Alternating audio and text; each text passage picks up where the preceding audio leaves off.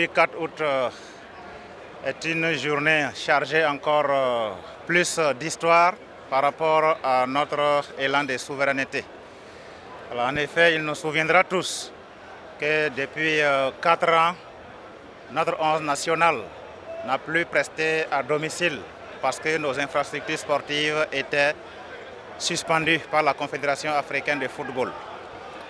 Alors donc cet exil sportif, si je peux ainsi le qualifier, pendant 4 ans a beaucoup joué et sur la performance de notre 11 national et aussi entamé la patience du monde sportif burkinabé et de tout le peuple burkinabé tout entier.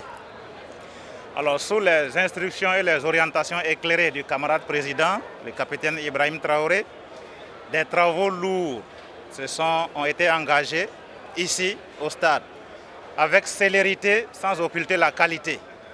Alors, et en si peu de temps, alors, nous sommes parvenus, depuis le début des travaux, en 6 mois, à avoir la certification auprès de la Confédération africaine de football, qui d'ailleurs nous a rassuré que nous avons l'une des meilleures pelouses en Afrique.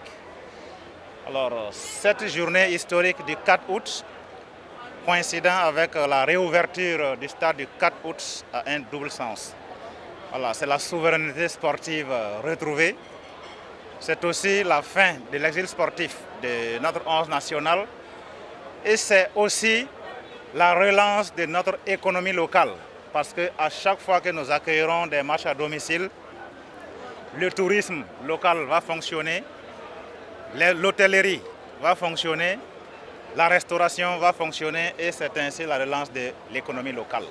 Je crois que c'est un grand jour qui doit nous faire aussi tourner la page de ce passé douloureux que nous avons vécu pendant 4 ans et recommencer à partir d'aujourd'hui à réécrire une nouvelle page de notre histoire, de notre marche vers la souveraineté dans tous les domaines et le sport a son mot à dire.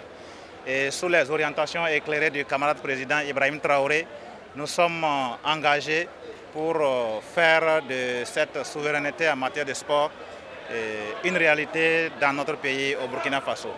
De nombreux chantiers sont engagés, malgré les conditions que nous connaissons, et nous avons foi que sous les orientations et l'appui de son Excellence, rien n'est impossible et nous allons y arriver pour que jamais vive le sport burkinabé sur la scène nationale et internationale.